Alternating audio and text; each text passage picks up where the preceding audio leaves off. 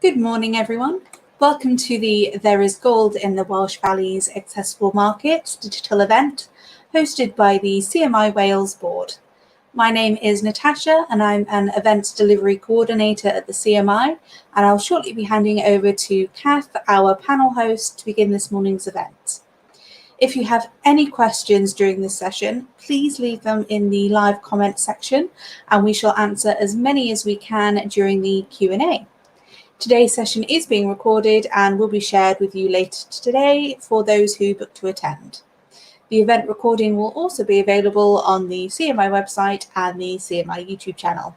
Now over to Kath Austin, Chair of the CMI Wales Board. Thanks, Natasha. Croeso a diolch. Welcome and thank you everybody for joining us today. I'm the Chair of the CMI Welsh Board, as Natasha mentioned, and by day I'm the Marketing and HR Director for Pete's Hut Restaurants, based in England, Scotland and Wales. I live in West Wales and I'm involved in a number of small and start-up businesses in Wales. So anything to do with Welsh business and leadership is absolutely a passion of mine. So I'm absolutely delighted today to be inviting some brilliant panel members to talk about the future of Wales and how we build back better. Firstly, before we meet our panel members, I just want to say a massive thank you to the ICE, the Institution of Civil Engineers, Heath Jones and his team for co-partnering today and co-branding the session. So thank you very much to the ICE. So welcome to our session today. As Natasha mentioned, it's the second in the series of There's Gold in the Welsh Valleys. During 2021, we're running a series of these panel events to explore the role of leadership in building the future of Wales.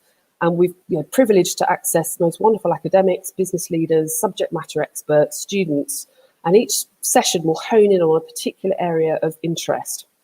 Today's area is looking at accessible markets. So what are the opportunities for Wales? How can we build our businesses back both domestically and also overseas? And where do we see the biggest growth opportunities and job opportunities coming from, both home and abroad, in a post-COVID, post-Brexit Wales?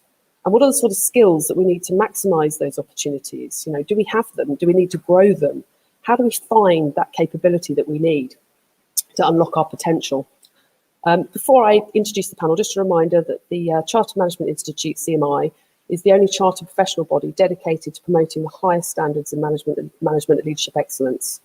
In Wales, as a board, we work with businesses, big and small, and education partners in universities and colleges to raise the professional standards of leadership across Wales. Thank you for joining us today. And we also do want to hear from you during the course of today's session. So please do raise any questions that you might have for our panel. And we'll talk to the panel about those questions as we go through today's session. We're also going to ask you to participate in 4 very quick polls today. And we'll be asking our experts to comment on the findings from those polls.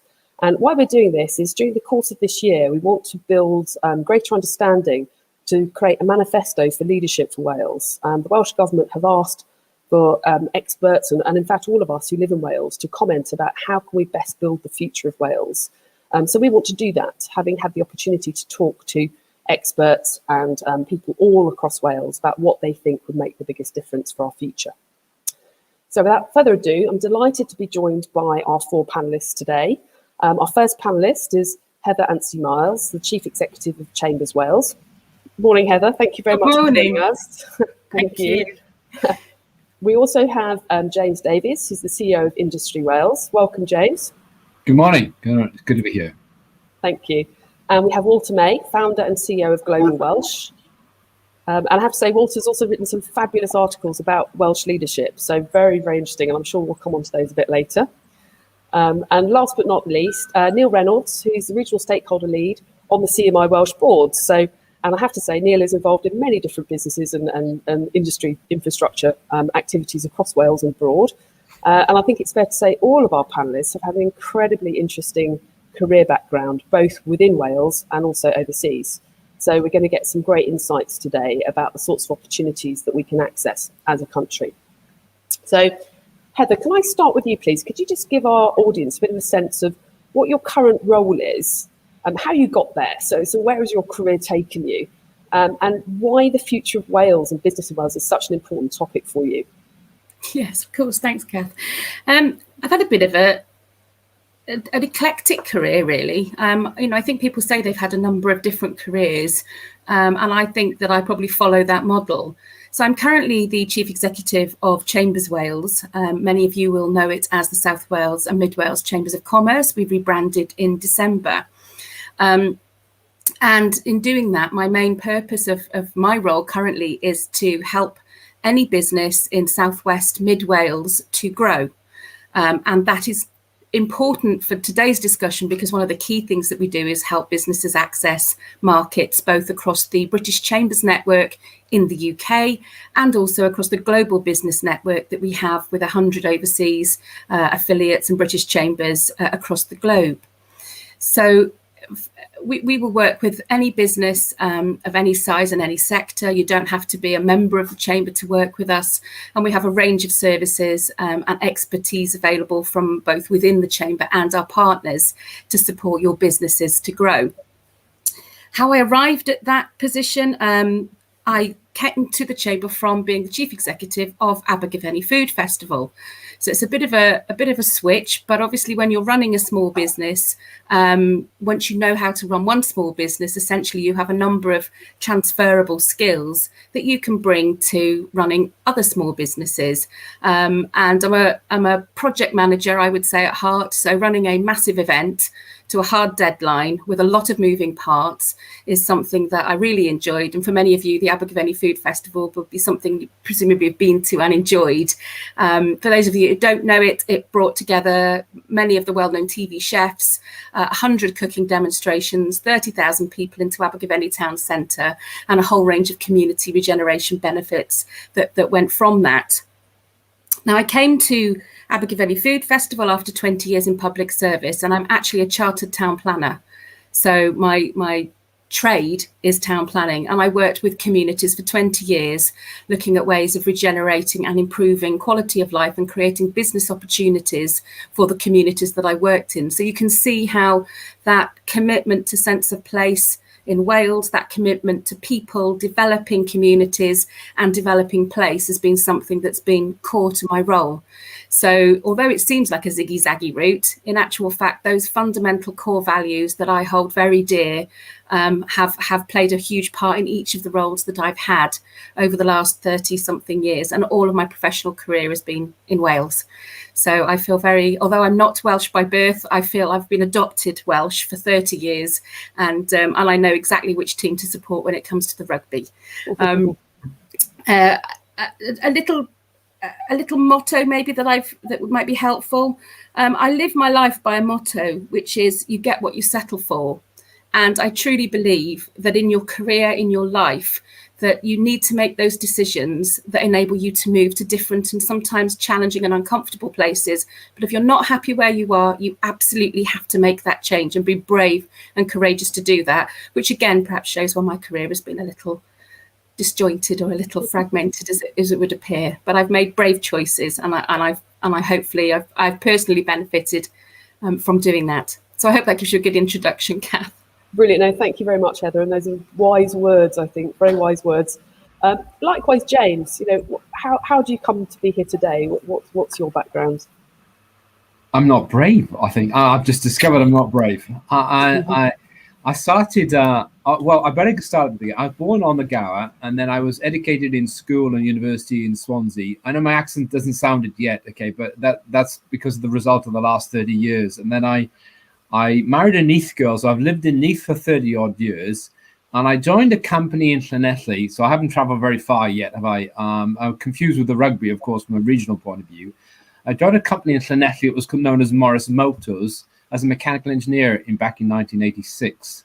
And I stayed with that company for 32 years. So I don't know if that makes me not very brave, but of course, I thoroughly enjoyed that company. It was part of Rover Group at the time. I guess people today only know that as Jaguar Land Rover, but it was very different in those days. And we were bought by the Japanese, and I stayed there because the learning curve was enormous. I spent 20 years in R&D and in commercial sales and marketing, and then they asked me to start looking after the European operations.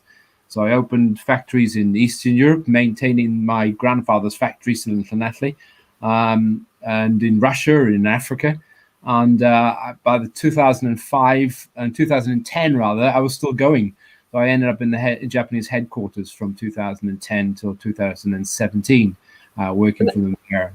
And Jen, just out of interest, that was the period of time when lean manufacturing was very, very big, wasn't it, coming from Japan? So did you bring that across back into Wales in how you worked? Yeah, very much so. I mean, these are all about sort of. There are two big lessons in this one here. First off, it's the culture of continuous improvement, that everything can be improved. People talk about digital and automation, but the basis of everything is everything can be improved, continuous improvement, and that includes innovation, includes digital tools, and all these different thinking. That thinking was given to you by Japanese in the early days, but they lifted it from someone called Mr. Denning a long time before that. So that's always been there. You can always improve something, whether it's by evolution or revolution. Something can always be improved on it. The second big lesson in my learn, and I have had closed factories as well as open factories, was that supply chain development and investment in people. Those are the two key things. If you haven't anchored your supply chain, it isn't resilient, it isn't competitive, it isn't carbon proof. That was going to be a problem. If you haven't built the capability within your people, and that was not so much skills or qualifications, that was actually more often not culture, continuous improvement, invested in leadership, management, thinking differently, attitudes, etc., values within the organizations. Those are the two things in the end that I look back and see that the sort of companies or the countries or the regional plants that we had, that the success has been where we developed the supply chain and we invested in the local people. Yeah, it's really interesting, isn't it? I mean, in my line of work, we introduced CI into our restaurants quite a few years ago now, and it was about sort of empowering, really, getting people to think innovatively about the very small things they can do on a daily basis that just makes things better. And it's amazing what difference small incremental progress makes, isn't it? Absolutely, yeah. The theory of small things, we just called it Kaizen, and that meant everyone had an idea that they could bring and improve something with. Yeah, brilliant. Well, I'm sure we'll come back to that later in the discussion about how we can unlock the potential of Wales. But again, in terms of our audience, James, just looking back on your career, is there any particular bits of advice you would give our audience today? Go and see. I don't remember the Japanese expression for that one, but you were never allowed to speak on a subject or a conversation or about anything without having gone and seen the people, the facility, the plant, the shop floor, the gemba as it was called. And more often than not, people are too comfortable to sit next to a bit of digital software and think they understand what it is. Go and see, go and meet, go and talk, go and discuss. Difficult in COVID-19 days, but actually it's essential for us to do that, to really understand the situation, the context, the people. And that's probably the biggest thing that I take as my career lesson. It meant I was in a plane a lot of my life, but go and see was the mantra. Well, hopefully the commute's been a bit less recently. A lot less. It's been fantastic. The only thing is my wife's blood pressure is a lot higher than it is now because I've been at home for the last year, but there we are. Brilliant. Thanks very much, James. Walter, you can tell us a bit about yourself. Yes. So my current role is as founder and CEO of an organization called Global Welsh, which is a community interest company that's tapping into the talents, the expertise, the networks, and the passion of the Welsh diaspora. We all know that every year we lose a lot of talent in Wales. In the past, they've been gone and forgotten about. So we're changing that and saying we want to celebrate their success. We want to tap into that rich source of talent and bring them back, if not physically, digitally. My career journey, I guess, typically at 16, 17, didn't have a clue what I wanted to do. And the only piece of advice I ever followed that my father gave me was, I know you don't know what you want to do, son, but go and do an apprenticeship. At least you have something. So I followed that advice and I did an apprenticeship with the British Steel Corporation as it was then. And after 4 years, I had a great time. I loved it, but recognized that, that wasn't my future. So I went back into higher education, ended up doing a master's degree at Cranfield in computer-aided engineering. So I went from low tech to very high tech. And that gave me a chance to work for an engineering consultancy firm. I quickly realized that in this company, I was never going to be the best engineer. There were some really clever people. So I did that for about 5 years. And the company at the time was developing software that they were then selling commercially. So I thought, well, I'll give that a go. So I went to join the software division of the same company. and did that for 5 years, got bored, and someone saw some talent in me in terms of my ability to communicate, if you like, and my natural curiosity, and thought I might be a good salesman. So I thought, well, I'll give that a go as well. Because I do get bored after 5 years. I found if I look at my career, 5 years is probably the maximum I've ever done a job. So I did the sales job for 5 years, and I ended up running that company. So all these really bright engineers that I looked up to ended up working for me. So that was quite a revelation, really. I'd never, ever expected that to happen. I'm naturally entrepreneurial, not a great corporate person. I become very rebellious when I see something that I think is wrong and I want to change it. And my career developed really well. I learned a lot of stuff. I worked with some brilliant people. And then I got to the point where I want to do something different, because same old is not me. I returned to Wales and quickly realized that, the landscape in Wales wasn't brilliant, and there was a lot of young people feeling very frustrated by the things that they wanted to do, but the environment, the ecosystem didn't really support them. So that got me involved in, trying to do some things in Wales to try and change that. And, working trying to work with government, trying to ensure that these future wealth creators that Wales needs more of, these talented people that we would prefer to stay rather than leave, wanted some things to change, and they really didn't have a voice into government. So managed to do some things and get their voice heard, and that led me to running the first Welsh Entrepreneur Conference in 2012, and that really exposed me to the fact that we've got a massive talent problem. Retaining talent is a huge problem for us, but nonetheless, there are people out there that want to help and give back. So that led me to starting Global Welsh, and I started it by doing some research. So as an engineer, I'm sure James and Neil will relate to this. I like data. I want to see some data which suggests that there is an opportunity here, and if you want to exploit it, this is the way to do it. So I did some research. Again, I'm not a researcher, but I really enjoyed the curiosity in me drove me to gather the data, and then quickly realized that there's a huge opportunity for Wales in connecting to its diaspora. We've got an amazingly successful diaspora, and that are doing wonderful things, but not doing anything for Wales. So we are set up now. We've raised money privately. We've raised money we've crowdsourced money. We've raised money from high net worths and other stakeholders, and we are doing meaningful work that hopefully over time will have a transformational impact on the Welsh economy, and ultimately maybe we'll retain some of the talent that we would have otherwise have lost. So my passion is very clear. I want Wales to be more prosperous. I want us to realize our full potential. And, so I think if I look at my career, it's probably typified by doing something, getting bored, and then go and do something else that I probably know nothing about, but I'm just insatiable appetite to learn and make a difference, really. So it sounds like your motto is have a go. Yeah, I heard from that. Yeah. Absolutely. Yeah. Even though I know nothing about it, just give me the chance and I'll see how I get on. Yeah, it's interesting. I'm sure we'll come back to this, but how we encourage people to find that inner confidence to just chuck themselves into things that they've had no experience of, or, taking that step into something that feels a bit scary. How do we encourage people to do that? Yeah. We'll come back to that later. So thank you very much, Walter. Thank you. Last but not least, Neil, can you give us a bit of a backstory to how you've got here today? I will do. Thanks, Kath. Well, firstly, I should maybe start off with saying that I just completed a professional sabbatical. So you're never too old to learn. So in a way, I'm enjoying a bit of a plural career. And today I'm a non-exec of a couple of high-growth companies in Wales, Hydro Industries and Hybrysan, both very different in nature, one in water, one in antimicrobials.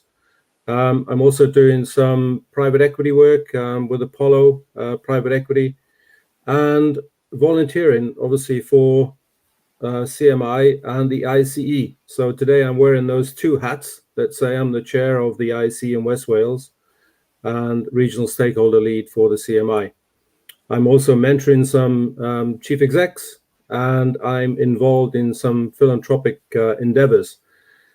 Going backwards now, over the last 40 years, I've been as an executive in engineering and construction across the globe, which also included long periods in water. All these C-suite roles have been with, I would say, Fortune 500 companies. And that also included leading a global sales division at one time.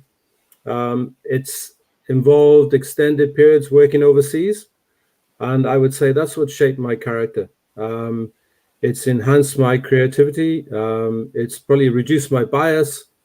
And I would say it's also promoted my success in those organizations. And it's probably fair to say, I think, from what I've seen in the world today, is that nothing frightens me. I've worked in environments where, I like to anticipate, mitigate, and simplify complexity. That's what gets me up in the morning to go to work. Wales, what's it mean to me? Well, I was born and bred here. I can take my family back to certainly the 17th century and hopefully beyond. That's something else that I'm working on, is to find out how far I do go back in Wales. But I know that I come from Tenby somewhere eventually. I was a kid that grew up in Pembrokeshire, and I was one that left. And I think what I'd like to do now, for, let's say, the rest of my career is try and do what I can to keep the talent in Wales. And I think that opportunity exists more than ever, particularly now with the UK levelling up, I would say. It is an opportunity for Wales to take post-pandemic. And James also said, and that resonated with me, about continually improve. And I think for me, Wales should be more about evolution, not devolution. Devolution for me is a bit like going backwards. But by evolution, what do I mean? Exactly what James said: continually improve. Certainly more alignment on policies to help entrepreneurs thrive, and let's say build a whole Wales ecosystem so that there is more inclusion and fairness across the whole of Wales. Thank you. Thanks, Neil. That's great. That's brilliant. Thank you. So Gary's just put into the comments chat a bit of the top tips so far. So be brave, go see, have a go, and it's never too old to you're never too old to learn. So I think they're all really good takeaways for everybody, just to remind ourselves that we can all keep growing and learning no matter who we are and what we do. So thank you very much for that, everybody. So again, we can all kind of look back in woe over the last 18 months and, be head in hands thinking about the problems and the challenges that we've all experienced and faced in the last 18 months. But sometimes big change and big resets kind of give big opportunity, don't they? They give you a chance to sort of start again. So again, sort of thinking back over the last 12 months and thinking forward, are there any, again, key things that you've learned and things you think that we ought to be doing to sort of look to the future? Heather, have you got any thoughts on that? Yes, obviously the challenges of the last 12 months have taught us, that we can be very, very resilient, and actually we can adapt quicker than we thought we could. I think there were a lot of businesses didn't realise just how quickly and nimble they could move. And I think that's something that, particularly in Wales, we can celebrate, with 98% of businesses in Wales being SMEs. They are actually nimble. And it goes back to the idea that, we will wait. I think sometimes in Wales, we can wait to see what's going to happen. Well, we couldn't wait to see what was going to happen. We had to adjust. And so I think that hopefully that built-in confidence now for Welsh businesses to think, actually, I don't have to wait. I can make those decisions and actually be more proactive in the way that I manage my business is something that we've seen as a change in an attitude from the businesses that I've been working with, certainly. And I don't know whether the rest of the panel have seen that, but this idea that you kind of had to get all your ducks in a row before you could make decisions. I think that kind of went out the window because the ducks were swimming in many directions, and all we had to do was react as quickly as we can. And I think that single most change in attitude will see us in good stead going forward. Heather, actually, there's a question that's come up that's quite related to this topic from Leanne Waring. She's asking, do we think if remote working is a hindrance or a help to retaining talent in Wales? I've been thinking about that myself, because part of what happened in our business is that we were actually able to look for talent in all sorts of different places. And we're able to access skills from a much wider field than perhaps we would have been able to because of the digital working. I think it very much depends on what sector you're in. Clearly, if you're in manufacturing, you've got to be in the plant because you can't make things remotely from home. But I actually think that for many businesses, going back to attracting talent, Wales is a fantastic place to live. And if you can work for many companies, either within or outside Wales, by working in a home environment from Wales, then I think that's got to be a benefit to retaining talent and bringing talent back to Wales, where perhaps people have felt they had to be located in London. It's a complex piece. Obviously, the town centres, now that's a completely different conversation, because the fact that, many people who were previously working in our retail centres, as well as, where the office centre was central business district, and the fact that they're working from home creates a different challenge. So it's a really complex piece, and not one that you can kind of give a really easy answer to. James, did you have something to say on that? Were you putting your hand up there, or? Single out.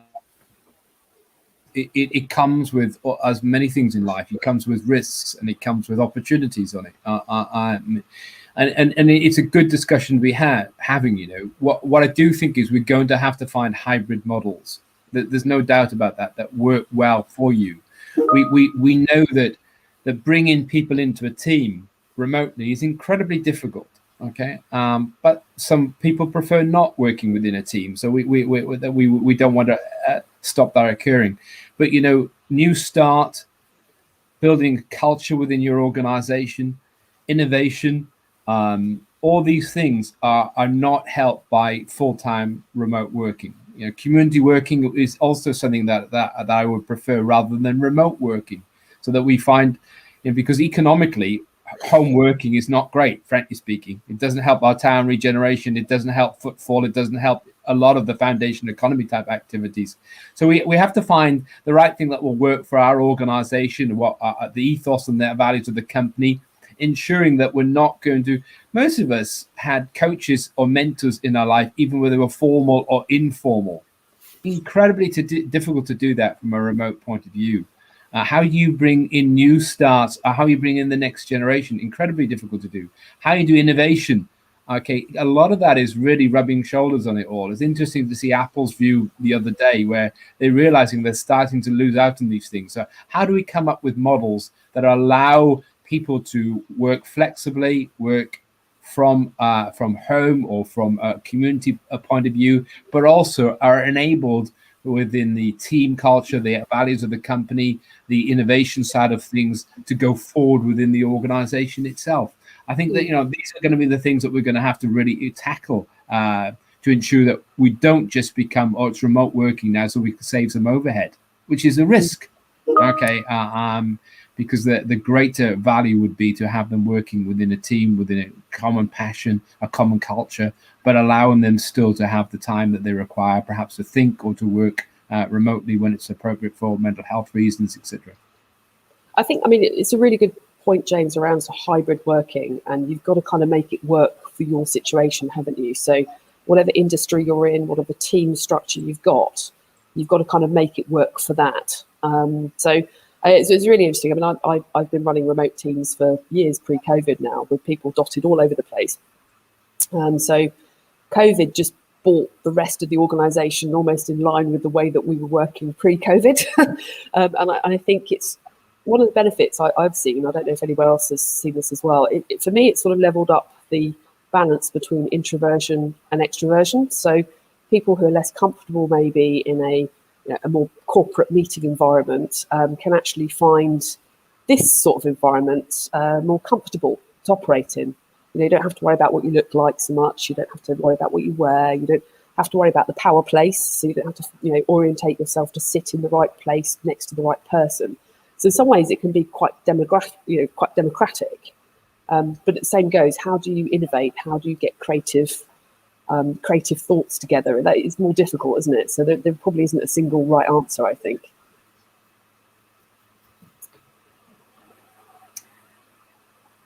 Neil, sorry, are you coming forward on that one? Yeah, I will do then. Yeah, so I don't disagree with anything that's been said. I maybe this is off piece a bit, but I mean, the one thing that's happened in Wales at the moment is that the house prices have gone up because everyone wants to come and work remotely. Well, you can have the benefit, can't you, of living somewhere exactly. Well, that's a good thing or a bad thing, but I think, you know, picking up on leading a team, that's probably more important now than managing a team. What do I mean by that? I think, you know, putting the employees first is important because they're also dictating, I would say, the terms that they're going to work on. So we are going to end up with this mixed office home working environment, I believe. And there's nothing wrong with that. You know, certainly from the companies that I've been working with, productivity hasn't gone down. I do get the point on innovation, but then, you know, we meet in the office for that too. So, and of course, the office is not for everyone. If I take the construction sector, arguably that hasn't really stopped. You know, maybe the executives have gone home, but the industry as a whole has continued. You know, there are some supply chain issues that we're dealing with post-Brexit, but other than that, you know, the construction industry has continued and will continue. And again, the culture, I think, you know, so certainly pre-pandemic, the companies that had a strong culture, and certainly I would say a digital platform, I would say thrived, and the ones that didn't, you know, barely survived. You know, you can't install a culture remotely. So all of these things are there, and they're going to be the new challenges going forward. So it will need a different type of leader that is certainly more humanistic, I think, to make it all happen. Yeah, I think you're right, Neil. It's quite complex, the sort of skill sets that we're going to need from the future leaders, isn't it? I mean, it's a very good segue to Walter, because you've got quite deep views, haven't you, around the Welsh leadership style and maybe some of the advantages we might have in Wales for leaders. Yeah, I mean, my kind of views have been formed by having met a lot of Welsh leaders in our diaspora, and you tend to see some common traits.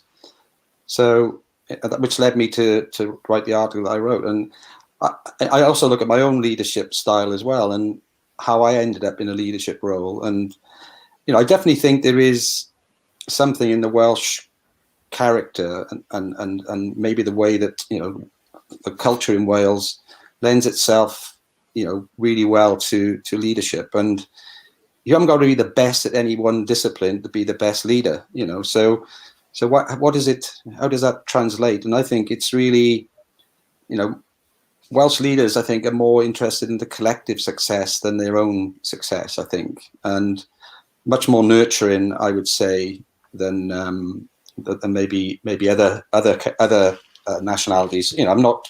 This is not based on any extensive research. It's just based on my experience, and much more willing to trust, I think, people. I mean, if I look at my successes in business, I was very happy to give young people an opportunity which they hadn't expected or felt they didn't have the experience to justify, and to trust them to do a great job, and they always did, you know.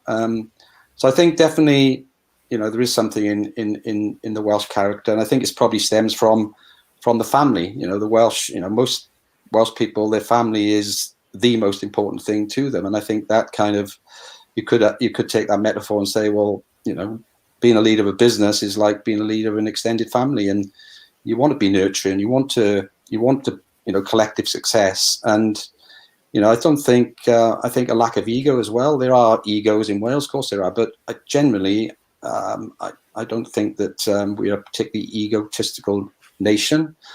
And you know, I think we're less centered on ourselves, more the collective success is what we seek, I think. And that's been my kind of experience, my observations. I'd love to see some proper research done by, you know, one of maybe the Welsh business schools into this, because we've got enough business leaders out there that, you know, if we interviewed them in a scientific way, we could probably uncover the real answer to some of these you know, real evidence for this kind of comments that I've made.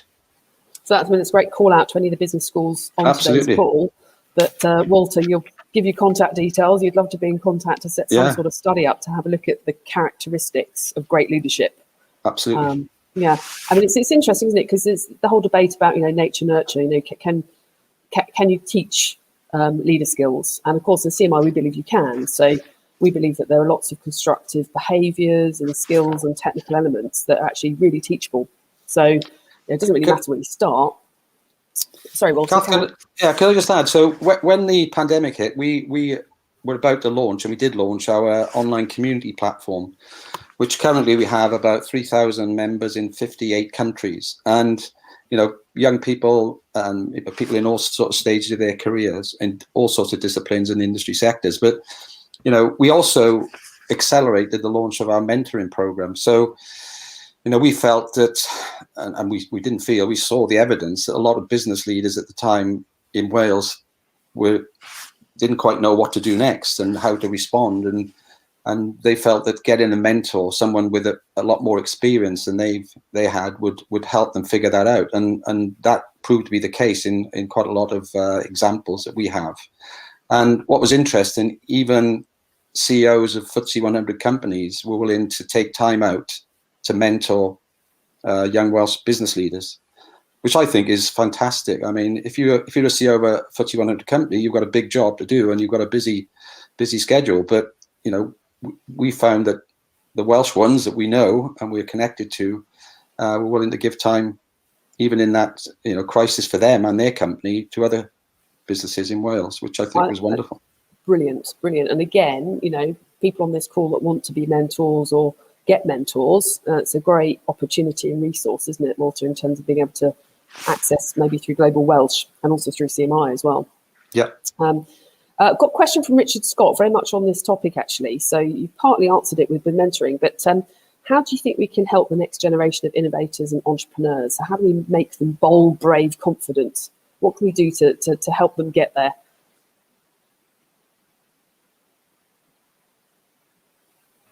Oh, yeah, go for it, James. Thank you. Yeah, I think it also sort of links to a question that we had a little earlier about entrepreneurship within public sector and third sector as well, in some ways, because it carries on what we've been talking about here, which is the context that they're allowed to make decisions in, and the fear of failure, which causes so much a lack of confidence in being able to make decisions to go forward or taking risk on these different things on it. And go back to what Walter was talking about, the family, and we have to be very careful about this, because not everyone has enjoyed this, but within a family context, you're allowed to fail, because your grandmother always going to give you a hug. There was never any issue over that at all. You could never do anything in wrong, even if it was an absolute disaster on it. Yeah. Well, we've not all got that background any longer on it. And I feel quite often that when I look at this one here is that when I went into industry 30 years ago, I was allowed to fail. I was allowed to learn. I was allowed to make mistakes. I was allowed to stretch something which without somebody going, we've tried that before. Don't do that any longer. Oh no, we only do it this way, And I think we've got to give some freedom and some cultural background that says, hang on, you can go and have a go. I can remember older engineers looking at me and smiling when I was putting something on engineering drawings. So you go down and talk to the workshop about it, And then when the workshop were going, I'm not sure it's going to work, James. We've done it before, but I'll have a go. And that was a huge formative period of my time. We talk about cognitive behaviors, as you were just talking from that point of view.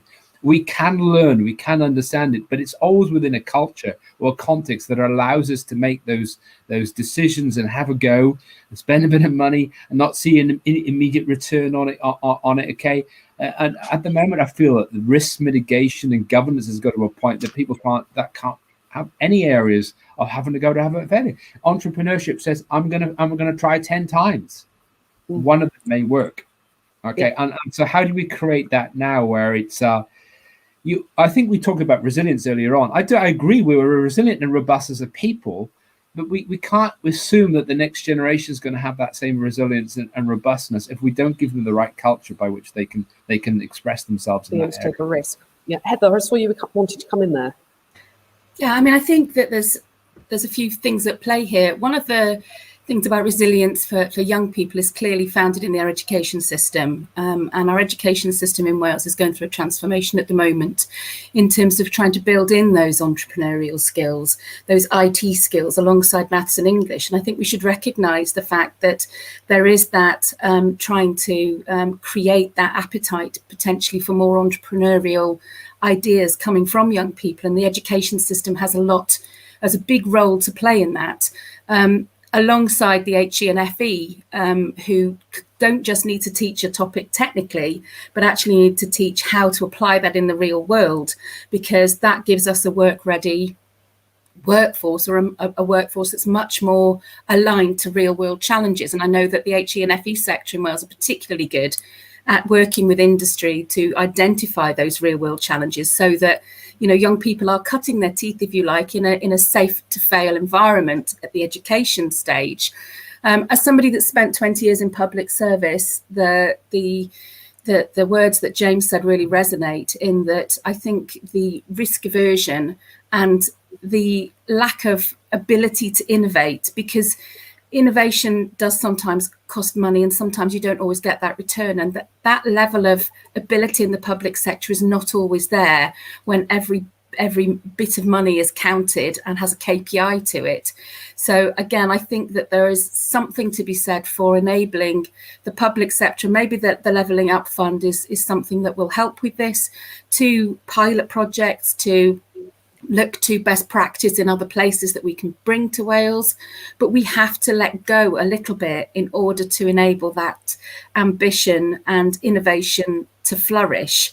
And I don't think we've particularly got a culture of that. When I look at the UK Innovation Fund, for example, that is there to support innovation and have a go, if you like, trial things for Welsh businesses, we're underrepresented.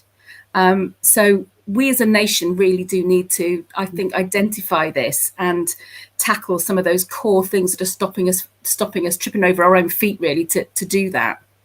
And you mentioned, Heather, earlier that in terms of the way that we're structured in Wales, 98+% of businesses are SMEs, of which I think is it 95% are micro businesses, so employing 0 to 9 people. So that opportunity for that entrepreneurial business start setup is huge in Wales, isn't it? It is. It is huge. It is huge. But let's not also forget that the public sector is a huge employer in Wales.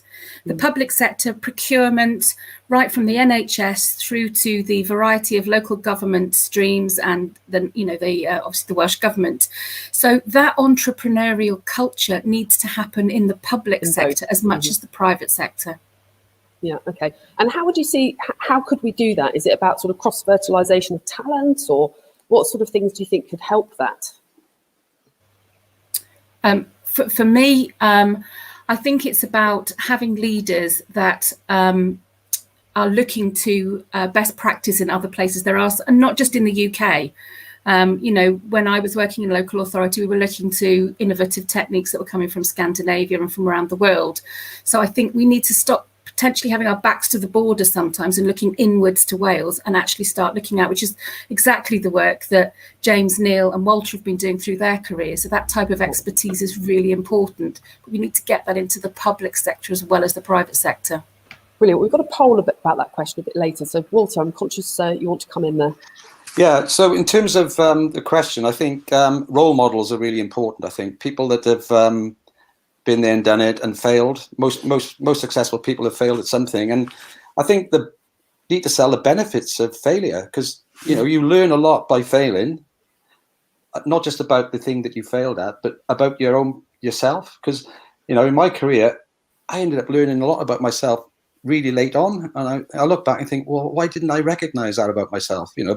My inner talents or my inner weaknesses, and so I think that's important. And also, one thing leads to another. So if you try something and you fail at it, you'll learn a lot about the thing that you failed at, about yourself, and then it'll inform you of what to do next. And what you end up doing next could be much better than anything you've ever done in the past. So I think, holding up examples of people that have been there and done it, and they'll encourage and nurture people to give it a go, because it works. Failure is not a problem. It's an opportunity, really. one of my old managers used to say, "Fail, but fail quickly," which I thought was helpful. Neil. Yeah, if I can just continue that trend that we're talking about, particularly these micro companies. From my own experience, I think it's a case of, do they really know when they're an entrepreneur, and do they know when they're an executive? And I think that for me is like the crux of the matter, because I think when you come up with an idea as an entrepreneur, you tend to work with people that are close to you. The idea came from a think tank or whatever, and you evolve that in innovation. So there's very often a loyalty, let's say, to your initial comrades, which sometimes can stop you thinking big.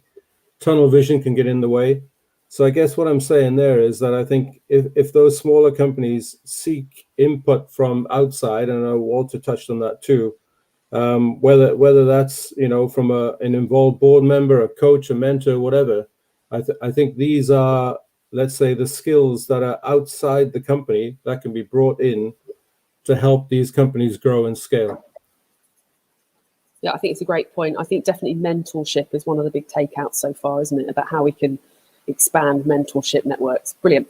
Just conscious of time, so we're going to come to a couple of polls for our audience, if that's okay. So the first one is asking our audience about which industries do they think will be the biggest job creators in Wales. So again, there's different terminologies for industry types. These are the ones that we've happened to select that coordinate with the government's definition. So if you can basically pick which of the following industries you think will be the biggest job creators in Wales, if you can pick 3, so you should have the option to be able to pick 3 of these following industries from A to I. And if you can see the ticker on the bottom, visit pollev.com/CIM events to take part in live polling. So this is rapidly changing as people start to put their views across. So at the moment we've got hospitality and tourism, farming, fishery, creative arts. See if that changes. I'm surprised we're not getting more manufacturing and tech coming through, considering the background of the audience. Just give it a few seconds at the minute. Renewables is coming through. That's interesting. Technology. Yeah, here we go. Manufacturing, technology.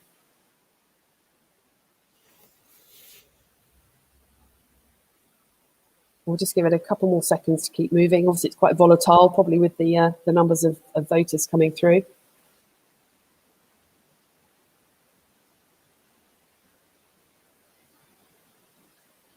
We'll give it another minute or so, and then we'll freeze it, and we'll see if there's any insights from the panel over the result at that point in time. So if you want to poll your vote, please do so in the next few seconds.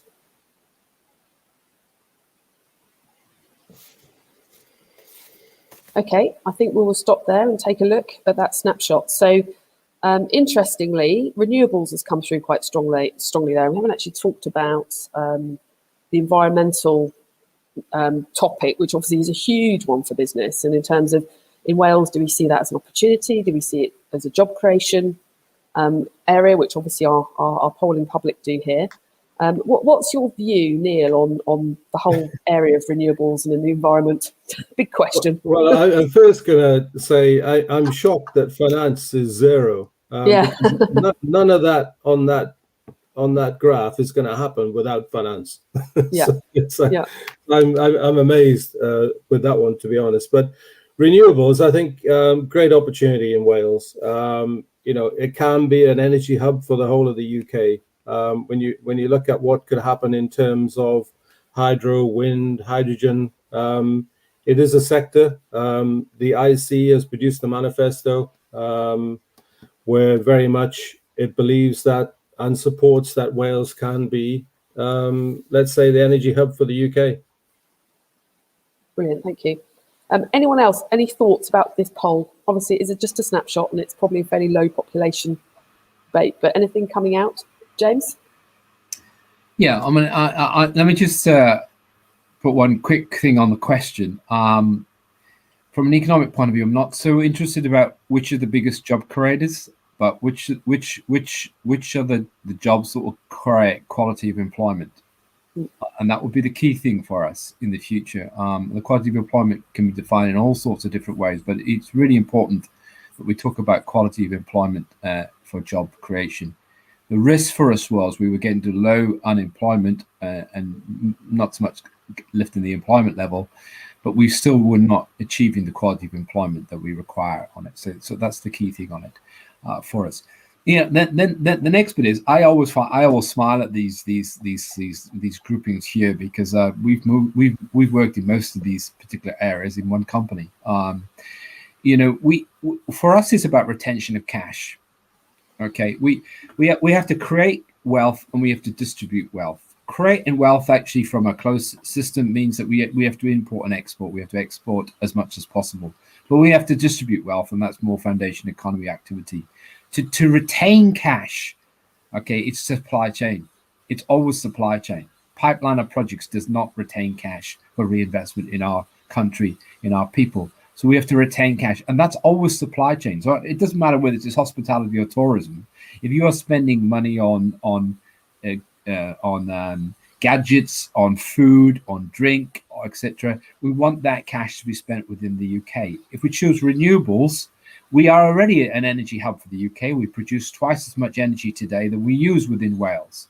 But actually, there's no massive economic advantage for us right now on that. There's people employed in that particular area itself. But when we look at renewables, if we anchor the ability to make offshore, onshore, wind, tidal, fusion reactors, if we anchor that supply chain within Wales, we'll create quality of employment from engineering, design, finance, manufacturing, all the way through on it all. The issue for us, more often than not, is that we want the project here, how to make the energy, rather than where we're going to spend the cash to make that power station, that energy storage system, that energy distribution system. More often than not, the money is leaving the UK, let alone leaving Wales on these different programs. We have to create jobs in making the stuff that makes the stuff, or designing the stuff that makes the stuff. And that will really improve the quality of employment that we have within Wales. I'd be delighted if hospitality and tourism jumps up here significantly over the next few years, but only if we tackle the issues of quality of employment in that sector itself. And that's the same for the others as well. Brilliant, thank you, James. Obviously, the hospitality sector is very close to my heart. Conscious of time, otherwise I could go off on everything to do with careers in hospitality, but just want to go through a couple more polls just so we can get a little bit of data. So leading on from that, we've got another poll just to look at what we think would be the most important enablers for growth in domestic markets. So in terms of growth within Wales, select two of the following, the people who are polling at the moment. Which two of these things do you think would be most important to be able to grow in Wales? Let's see where this goes. It's fascinating to see the shifts of numbers as people come on to vote, and we'll give it a couple of seconds.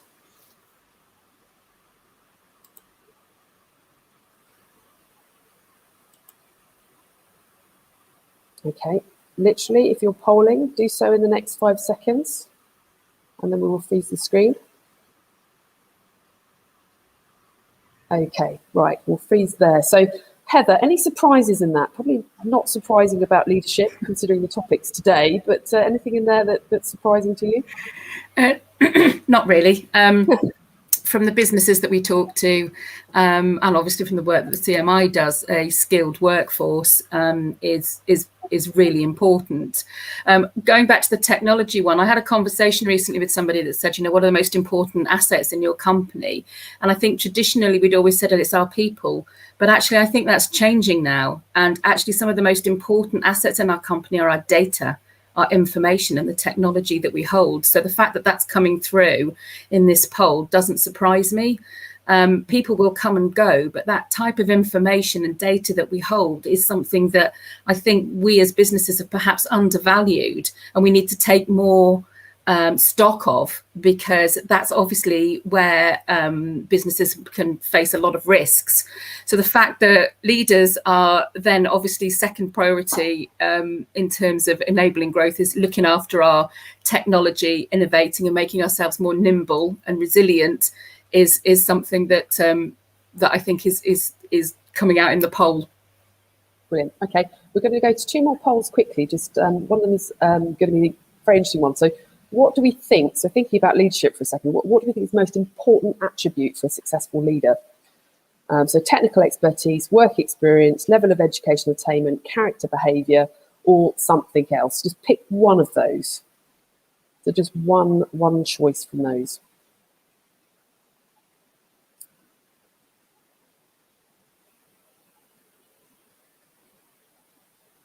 Yep, we haven't got anybody yet that thinks work experience or educational attainment are most important. Virtually everyone so far on character behaviour. Walter, considering your interest in character behaviour, does this surprise you? No, not at all. I think, as I said before, I think the best technical person at any particular skill is not necessarily makes the best leader. Often in the past, people have promoted people with technical expertise or superior, in the technical aspects of their role, and they've been disastrous. So, I definitely think it is character and it is behaviour and it's values based. Definitely, I agree with that.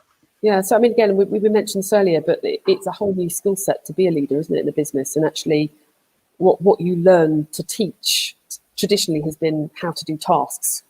But now it sort of feels like it's more how you manage emotions and how you develop other people's behaviour and character. Yeah, I also think that, the typical leader thinks he's the font of all knowledge and makes the best decisions. But I think in the future, leaders are going to have to trust their younger people to make strategic decisions or be involved in strategic decisions, because they are the ones that probably have a better crystal ball of what the future looks like. So, trusting young people to be involved in, business strategy, I think is definitely something that needs to happen, now Definitely. and certainly in the future. So trust, again, removing that fear of failure, picking yourself up, carrying on, having a go, all very kind of entrepreneurial elements, aren't they, that we need. Okay, great, thank you. So one of the questions, again, we did touch on this earlier about where we think we're going to find these people from. So where are we going to find our talented leaders to help grow Welsh businesses, both home and abroad? So again, this is our last poll, and we're just interested, again, to pick one. So it's, are we going to grow them within Wales? Is that going to be enough of a source of talent for our future desires for growth? Do we need to actually proactively attract from the rest of the UK? Do we need to go international and do a big recruitment drive to bring in the talents and leadership that we need to build our potential in Wales? Or is it just a complete mix? Do we need to get it where we can?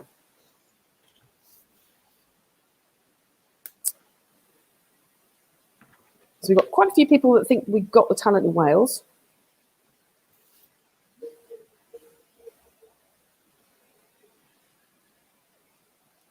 What's your view on that, James, having worked internationally and seen the outside in?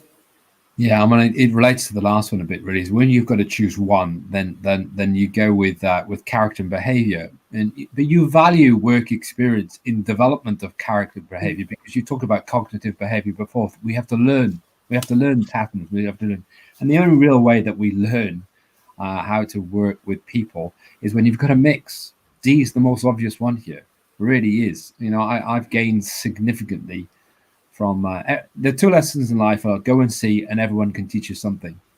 And I've gained significantly for people in South America, North America, Africa, Asia, subcontinent, Russia, Europe. I mean, the privilege of having friends all over the world right now from that one there, and having them worked internationally with us was just absolutely fantastic. And as a corporate company, moving people around for 2 to 3 years to working different places and different characters was a major part of the work experience and the development of them as future leaders of it all. And we've got to be able to have that mix within Wales so we can develop that. Yeah, I completely agree. Any other views on this particular poll? I think it's probably preaching to the choir. I think it'd be great to see more Welsh leaders, and I think in order for them to become really at the top of their game in terms of leadership, I think spending some time outside of Wales would be definitely a prerequisite, I would say. So learn, leave, learn, come back would be your advice to potential entrepreneurs and leaders watching this? Yeah, and the research I did at Base Global Welsh on demonstrated that return in diaspora had a disproportionate impact on the economy. So they come back with something, with different mindset, possibly with money in some cases, with networks, expertise, and they then quickly contrast Wales with where they've come back from and feel they want to do something about it. So I think, yeah, definitely. Brilliant. Well, we're coming to the end of our... Oh, sorry, James. I was going to say, I obviously agree with Walter, because that's what we went through. But the second best option is bring the world here. If you can't get out there, and there's sometimes restraints by which people can't, bring the world here. Mix up your team within Wales as much as you can. Brilliant. Thank you. So we are now coming to the end of our hour together. It's gone incredibly quickly, and thank you very much for your very broad insights about such a big topic. We're never, unfortunately, going to be able to go into every strand of how we unlock our business potential in Wales, both domestically and overseas. But again, lots of really useful insights. I'm going to put you all on the spot now, just to sort of do a wrap up about, if you could just give one more piece of advice to our watching audience, what would it be? So Heather, starting with you, having sort of listened to the last hour and thought it through, what one thing would you like the audience to take away? I think obviously the audience in Wales already knows how fantastic Wales is. I think if you're an audience outside of Wales, then you need to check Wales out, because obviously there's an awful lot going on here. But for future leaders looking at this, I think the thing that's come through for me is that kind of watch, learn. Don't be afraid to take the risk. Don't be afraid to fail, because that in itself will be help you grow and develop in your future career. Brilliant. Thanks, Heather. Right, James, Walter, Neil, literally a couple of words. What would you advise our audience? I'm pinching Walter's, the engineer's mantra: remain curious. Yeah. Brilliant. Thank you. I keep reminding my children, don't worry about earnings, just keep learning. Because if you keep learning, the earnings will follow. So keep learning. Keep learning. Brilliant. Thank you, Walter. Neil? I think I said it before, evolution, not devolution. Brilliant. Thank you, Neil. Much appreciated. Right, well, leaves me just to say thank you very much, everybody, for your time this morning and the expertise that you shared with us. And I'm going to hand back to Natasha to wrap the session up. Thank you. Thank you very much, Kath.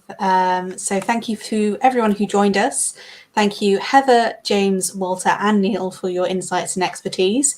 It's been very interesting sitting backstage and listening to all of your opinions, your history, your stories.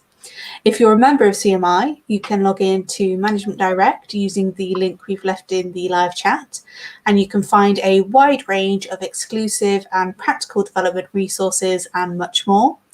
And if you're not yet a member, you can join our community that's also in the live chat to gain full access to our Management Direct portal, which also includes mentoring, which was a hot topic today as well.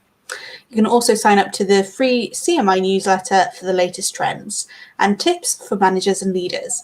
And if you would like to connect with the Wales board, if you want to find out more about them and what they do, we've also left their links in the chat too for their community page, LinkedIn and Twitter. So thank you again for joining us and enjoy the rest of your day. Thank you.